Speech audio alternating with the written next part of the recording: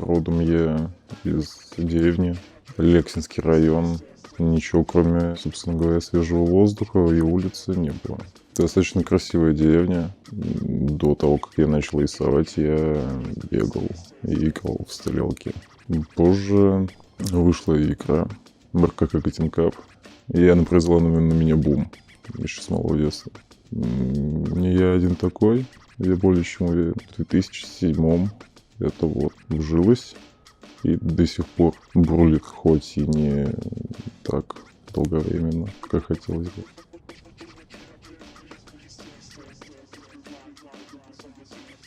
Родители у меня пиздатые. Поддерживали, конечно. Очень добрые люди, душевные. Какое-то время двигали меня, пытались двигать не в том направлении, в котором мне хотелось, но это косяк вообще любого родителя. Думать то, что твой сын хочет играть на фортепиано, хотя он хочет, не знаю, в секцию там по шахматам или по боксу. И насильно ведет его в школу, и он тратит там свое время. Кроме идеального дали хороший жизненный опыт. Это вежливость, добрые намерения. Не укради, не убей, не обмани. Но я же в России родился. Мне надо другим вещам учить. Чем наглее, тем лучше. Бей, воруй, убивай. Вообще делай все, что хочешь. Чем ты злее, тем ты успешнее. Да.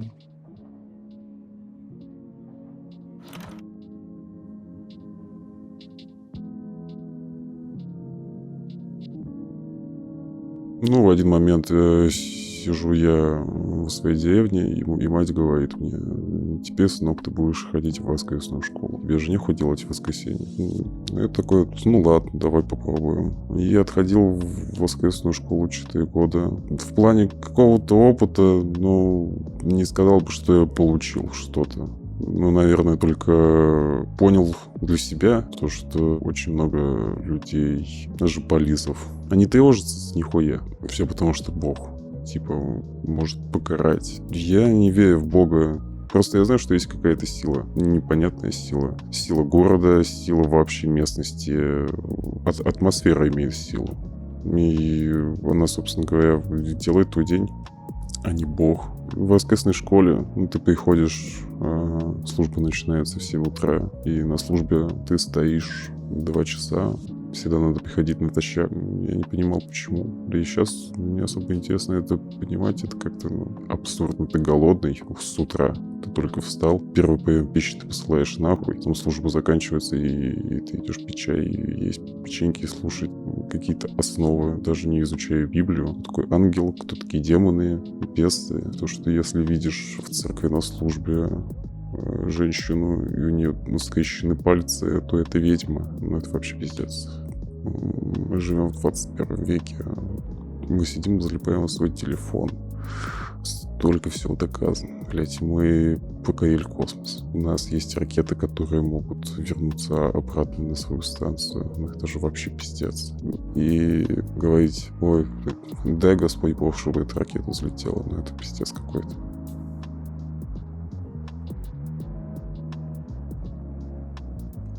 Граффити развивается по-разному, что в России, что в Европе, что на Западе, Востоке. Там совсем разный движ, совсем иная культура. В России больше утопично.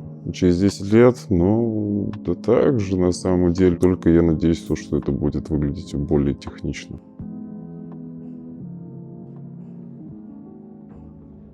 Мысль о том, что бросить рисовать, ну, да, конечно, посещали, они все посещают. Каждый растет. Если ты растешь, в один момент ты посмотришь на все то, что ты делал, начинаешь разочаровываться в своих работах, хотя ты уделил этому не 1 час и вложил нормально так бабок для того, чтобы остановиться. Некоторых такие мысли сводят с ума, некоторых заставляют усовершенствоваться.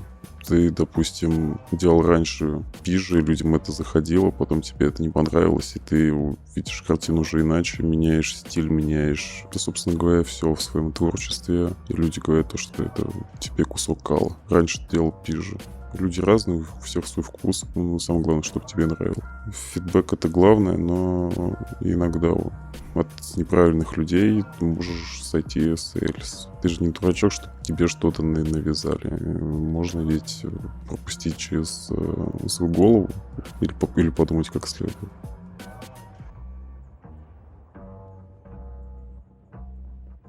Я не ощущаю одиночество, потому что меня окружает очень много ценных мне людей, и они мне очень важны. Они меня вдохновляют, они меня, собственно говоря, выручают. И эти люди проверены годами. Это самое главное, это самое ценное, что у меня есть. Это мои друзья и моя семья. Одиночество ищу в основном, когда уже слишком много информации. Никого не хочется видеть, каждый с этим сталкивался. И просто делаешь, что тебе нравится. Максимально. Все то, что поможет тебе что-то придумать или прийти к какой-то идее. Но мне всегда проще рисовать и размышлять, конечно, одному. Но я всегда спрашиваю совет у людей, которые имеют авторитет в моих глазах.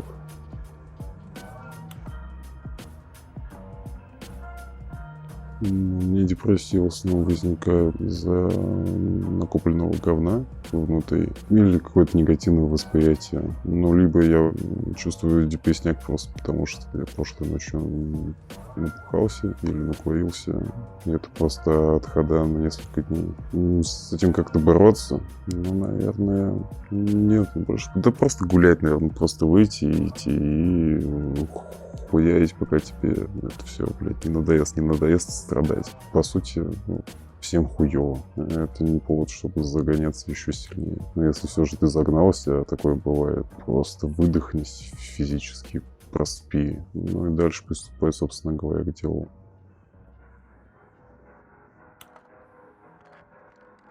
В плане медицины. У меня кожное заболевание. Оно не считается достаточно серьезным, потому что просто думаю, что это аллергия. Бывают приступы такие, то что ты ходишь как зомби. Ну, у тебя до хера просто болячек. И они везде, на ногах, на руках. Врожденное заболевание. Часто лежал в больнице в Кужвене у нас. Ну и это просто, конечно, не отремонтированное. Помешанное отделение детское и взрослое.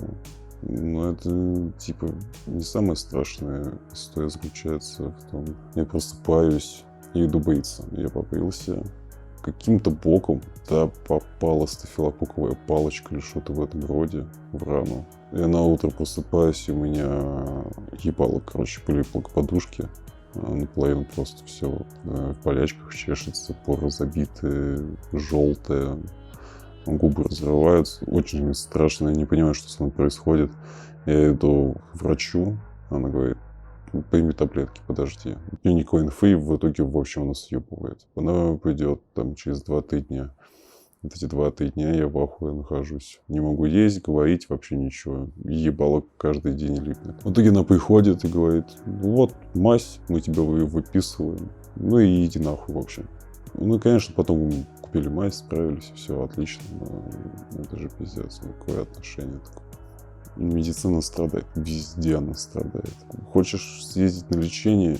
Пожалуйста, езжай в Москву, блядь, за бешеный кэш, ты будешь лечиться, но за этот бешеный кэш ты только проконсультируешься сначала. А лечение за отдельный кэш. Я работаю на заводе, мне 20 тысяч рублей. Я уже лежал с воспалением легких, и к нам в ночь заходит медсестра. Тут есть 2 сильных мужика, надо помочь. Это дело было ночью. Ну и мы такие с пневмонией, самые сильные пацаны, вышли помочь бедняжке медсестре и бухому фельдшеру погрузить тело, блядь, в час где-то ночи. Сердечников, женщину, у нее остановилось сердце. И, в общем, я охуеваю, типа, от ситуации, и не смешно, и непонятно, и, блядь, что вообще происходит, блядь, это же абсурд, ебаный. Назовем этого персонажа Кузьмич, но он идеально подходит, он прям вот свояк на свои чидзе. И Кузьмич, значит, берет за ноги, я беру ее за руки, мы спихиваем с кровати на кушетку, и мне просто на руку и придавливаю жирная здоровая сиська. Мне это сломало день. Да и все, и погрузили, ее отправили. Ну, она его сейчас под землю, типа. Но вообще ситуация комичная. Ну, пиздец. Фельдшер нахуярился. Можно, пожалуйста, блядь, попросим 2 больных погрузить, блядь, труп ночью. Чё, блядь?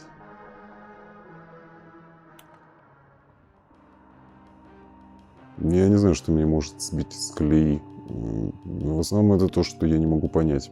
Что-то нелогическое. Меня выбивает из колеи социум.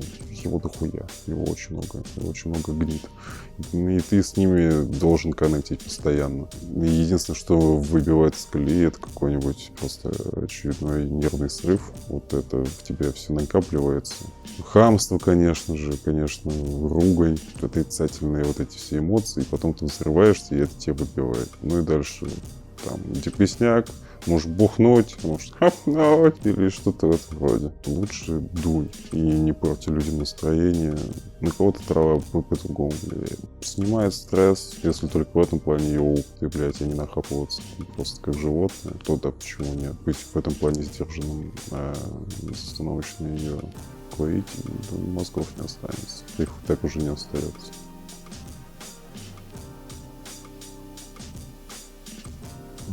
Конечной цели нету. И это не путь ради пути. Да я просто буду делать, пока меня это в крайне заебет. А потом я немножечко отдохну и снова начну делать. В какой-то момент останавливаю проблемы из внешнего мира. А так-то нет никакой цели, я не вижу. Ну и хотя вообще единственная цель этого всего — катать, общаться, знакомиться. Самое главное — это опыт, развитие. Вот эти все штуки, что делает искусство искусством, там, художника художником. Так что нет цели конечной. Просто буду делать. И чтобы кайфовать, рисовать, все, больше нихуя не нужно.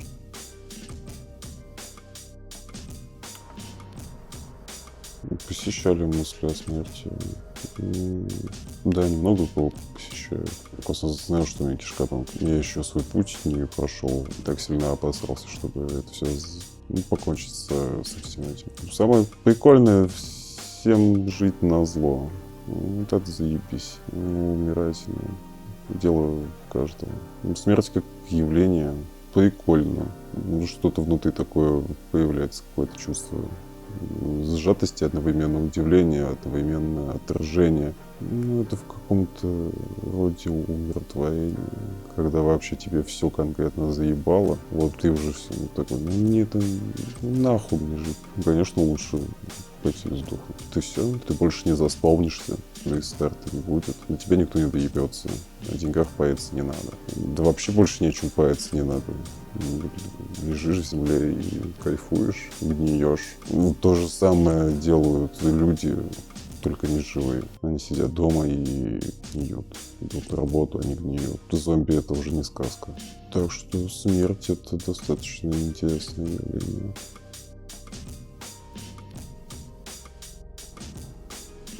Если бы я не рисовал, я бы пошел ебашить на завод. Потому что другого выбора нету. Я со школы ушел, потому что мне говорит, вот Путин подписал указ о том, что повышают зарплату всем техническим специальностям и повышают ее знатно. Да нет, зарплату повысили, цены выросли. Зарабатываешь ты 20-ку, 70% у тебя уходит на квартиру на месяц. И вот эти все остальные 30% ты вот как покупаешь самогон и дальше живешь.